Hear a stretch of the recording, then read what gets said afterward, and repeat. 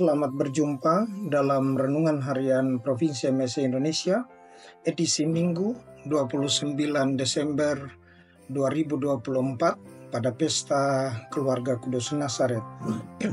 Saudara-saudari yang terkasih, kalau kita mendengar dan membaca Injil hari ini, maka sebenarnya yang kita temukan di sana adalah satu proses dari pencarian, lalu penemuan, dan pada akhirnya penerimaan.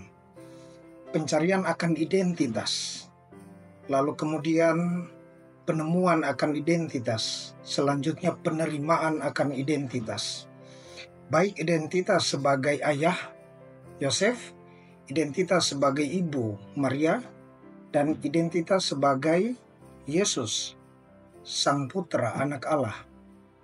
Di sana terjadi satu dialog, sebenarnya pertama-tama dialog antara orang Farisi, ahli Taurat, alim ulama dengan Yesus yang bersoal jawab tentang keagamaan, iman tentu, tetapi juga satu dialog hati antara Ibu Maria dan Yesus, sehingga kecerdasan ilahi dalam artian kebijaksanaan lalu menjawab apa yang namanya kecemasan manusiawi, baik kecemasan yang dialami oleh orang-orang Farisi dalam pertanyaan-pertanyaan mereka, tapi juga kecemasan Ibu Maria.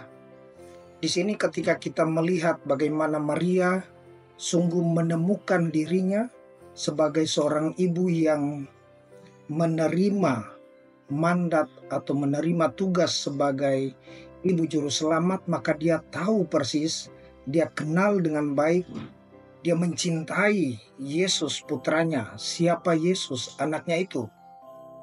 Tetapi juga Yesus tahu bagaimana identitasnya sebagai anak Allah. Sehingga ketika Maria bertanya, "Mengapa engkau berbuat demikian? Aku dan ayahmu mencari engkau." Lalu Yesus mengatakan bahwa, "Mengapa kalian mencari aku? Bukankah aku harus ada di rumah Bapakku?"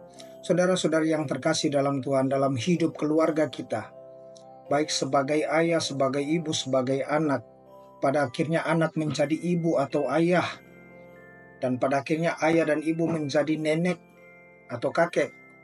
Di sanalah sebenarnya proses itu juga berjalan, proses pencarian identitas, lalu proses penemuan identitas, dan pada akhirnya proses penerimaan identitas. Seorang nenek yang berusia 85 tahun tidak harus serta-merta menolak setiap kehilangan yang ada di dalam dirinya.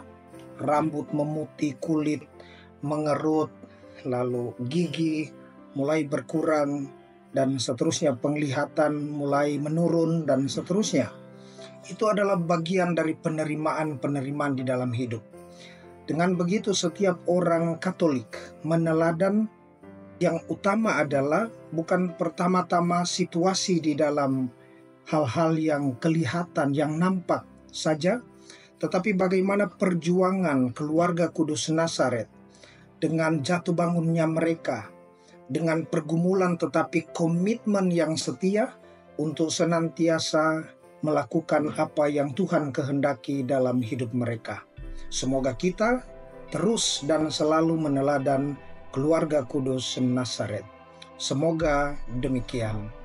Amin.